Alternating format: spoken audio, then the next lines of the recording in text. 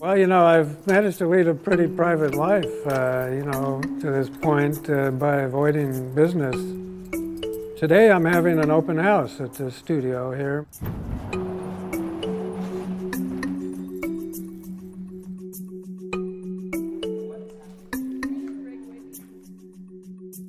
Basically, I try to be a builder, and to be a builder, I wanted to figure out the best way to build. I've worked extensively in vehicles and furniture and structures and architecture. I started in this direction of, slotted plywood and back in 1972, and I'm still working with slotted plywood and geometry. The furniture was something that I went quite a ways with. I did a lot of furniture. I was known as a furniture artist. We have several chairs. I actually have quite a few models of a chair utilizing this wooden spring out of the plywood. I didn't ever put too much effort into marketing them, so I kept it in the art world. And in the art world, functional art was a debatable subject. I had them in the collection of the Museum of Modern Art by 1991 or two, and it's in Yale Art Gallery and the Art Institute of Chicago. But clearly your work goes beyond these magnificent chairs. Could you tell me about some of the structures that you have behind you? Well, as you can see, they're all slotted connections. There's no metal fasteners of any kind in this thing. What I do is I use, in the same way I use bending in the chairs, I use bending within the sheets of plywood, the panel surfaces of the structure bend a little bit when we assemble this thing at a localized point, and that allows for the parts to snap together into a structure that becomes very difficult to take apart unless you apply localized pressure at a certain point.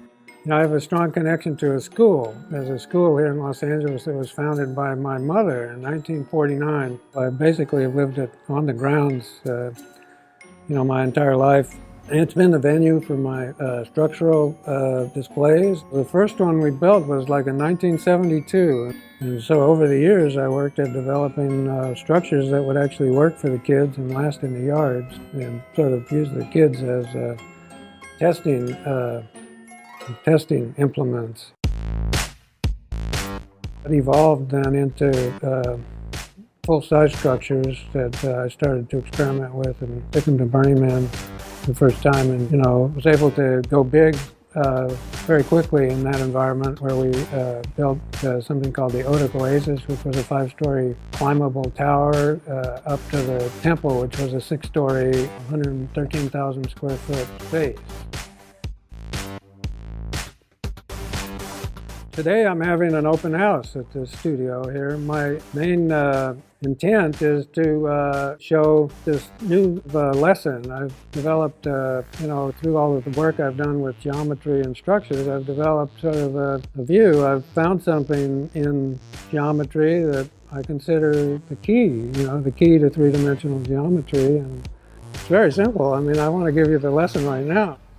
Sort of the lost triangle of Pythagoras. You're familiar with a 1, 1 and the square root of 2, and a 1, 2 and the square root of 3. There's one more. Yes. And we don't use it all. And it's a 1, and it's the square root of 2, and it's the square root of 3. So we're talking about a triangle, right? Yes, we are talking about a triangle. This is like the third root Pythagorean triangle. It's like, you're familiar with Pythagoras, the Pythagorean theorem, a squared plus b squared equals c squared for a right-angled triangle.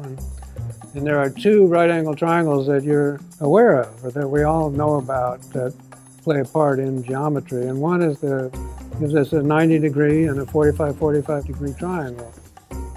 The other triangle that we're familiar with is a cut through an equilateral triangle, and that gives us a 1 and a 2 and the square root of 3 leg. But there's one more triangle, and one more triangle relates to 3 dimensions. And that triangle is 1 and the square root of 2 and the square root of 3.